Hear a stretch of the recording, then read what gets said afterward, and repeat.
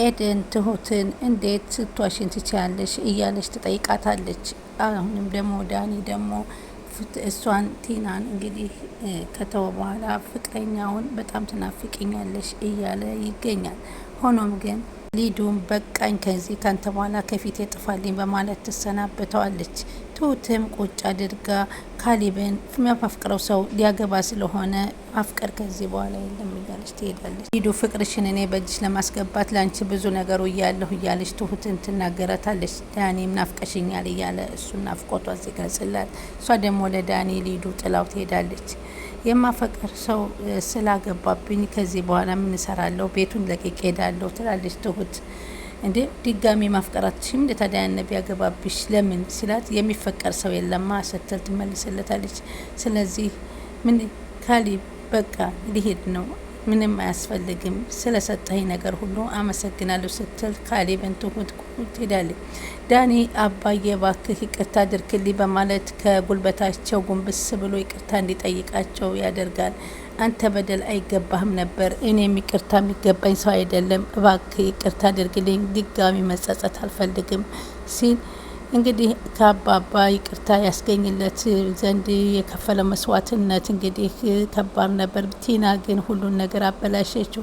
ለዳኒ እስካሁን የሰራቸውን በደሎች ፊት ለፊት አጋለጡ። ፊታቸውን ዞሩበት አባባ። ኤደንም ፊታቸው ከቲና ጋር የማግጡ እንደነበር ተናገሩ። ይህን ጊዜ ኤደን ከዚህ በኋላ ከዳኒ ያለን ፍቅር ማቆም አለብኝ ስትል ከዳኒ ጋር የመጨረሻ ውሳኔውን ወስናለች ማለት ነው። ተለያይታለች።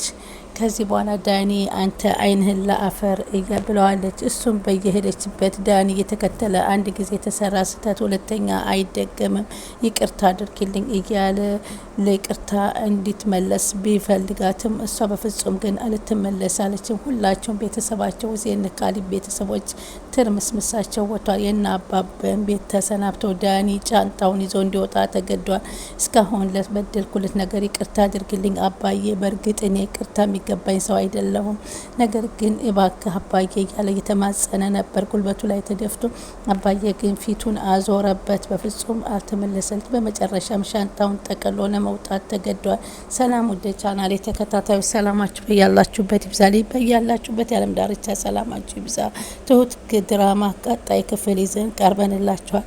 ባለፈው ክፍል እንደተመለከተው የቲና ነገረኝነት ብዙ ሚስጥሮች እንዲወጡ አድርጋለች። የትኛውን ደግነቱን ላውሳልሽ? በወጥ ፊቴ ላይ የደፋሽብኝ ወይንስ ካናቴ ላይ ውሃ የደፋሽብኝ ወይንስ ዳኒ ፊቴ ላይ የማገጥሽበትን በማለት ሲናገሩ ይህንን ጊዜ ኤደንም ሆነ ዳኒ በጣም ይደነግጣሉ። ባለፈው ሳምንት እንዳየ ነው። አሁን ኤደን እዛ ቤት መሰንበት መቆየትም አልቻለችም። ሩጣ ልትወጣ ስትል አባዬ ተከትለው እባክሽ ኤደን ስሜታዊ የተናገርኩትን ነገር ስተት ፈጠርኩ መሰል እባክሽ እያሉ ቢለምኗትም በፍጹም ይቅርታ እንደዚህ አይነት ነገር ባትልም ከዚህ በኋላ ወደ መጣሁበት መመለስ አለብኝ ስትል ትታቸው ትሄዳለች። ይህኔ ዳኒ የሚጨብጠውና የሚያዘው ነገር ፍቅሩን ሲያጣ ትሁትን በጣም አስመሳይና ክፉ ሰው ነሽ፣ እኔ ለረጅም ጊዜ ያንቺን ፍቅር ለመመለስ ስንት ስጭር ነበር፣ አንቺ ግን ማስመሰል ትችያለሽ፣ ለካ እየከዳሽኝና እየበደልሽ ነበር፣ እያስመሰልሽ ነበር በማለት ይናገሯት።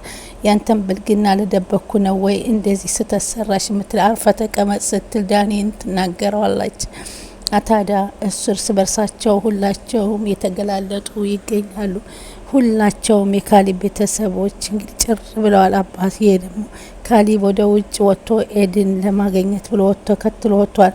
ከዛም ጭር ያለው ምንድን ነው እያለ ዳኒ እና አባባ የታሉ ኤደን ሴት ሄደች በማለት ይጠይቃል። ይሄኔ የሆነ ችግር እንደተፈጠረ ትነግረዋለች።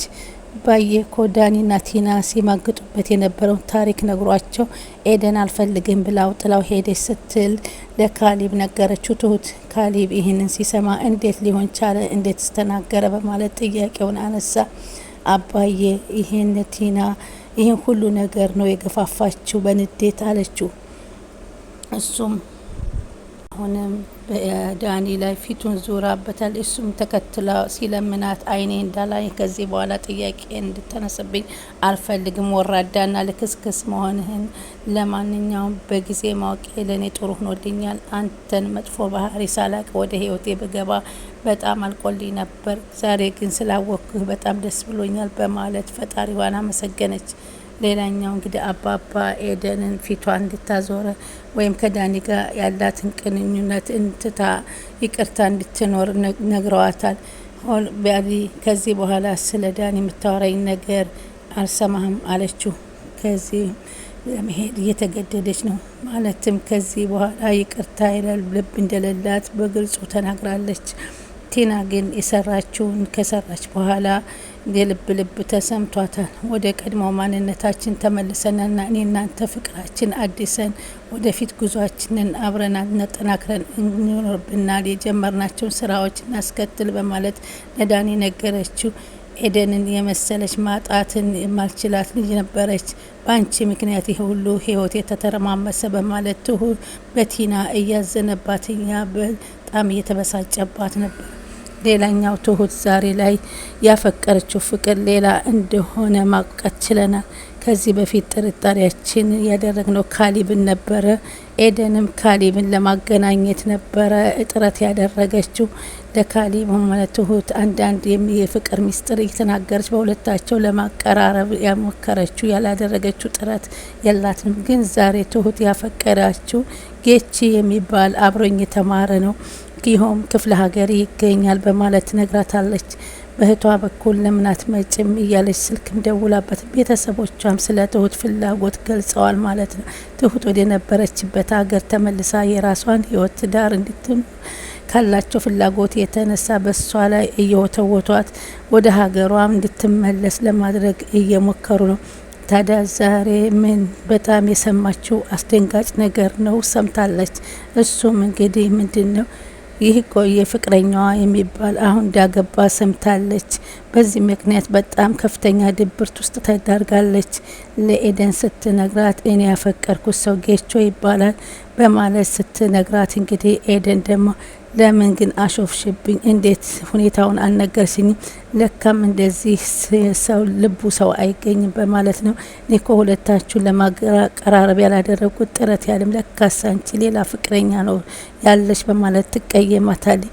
ትሁትም እባክሽ ኤደን ይቅርታ አድርጊልኝ፣ ዞሮ ዞሮ እኔ ከካሊብ ጋር ያለን ጥምረት እንዲጠናከር ማድረግሽ አሁን ከጌቾ ጋር እንዳደረግሽው እቆጥረዋለሁ በማለት ትነግራታለች።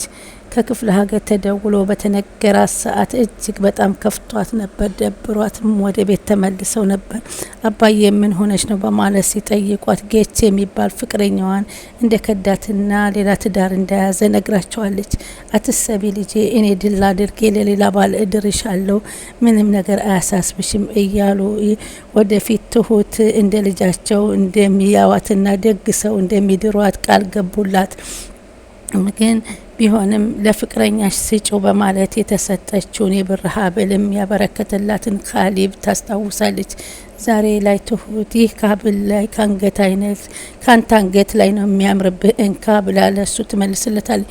ካሊብ ለምን ትመልሸዋለሽ? ስጦታ እኳ አይመለስም በማለት እየጠየቃት እያለ እሷም ለፍቅረኛ ስጭ ብለህ ነበር፣ ፍቅረኛ አግብቷ ከዚህ በኋላ ከሱ ጋር ምን አይነት ህይወት አለ ብለህ ነው ስትለው እና ሌላ ሰው ስታፈቅሪ ለምን አትሰጪውም ብሎ ይናገራታል። የሚፈቀር ወንድ ሲኖር እኮ ነው በማለት ውስጧ ልቧ እንደሰበረ ነገረችው።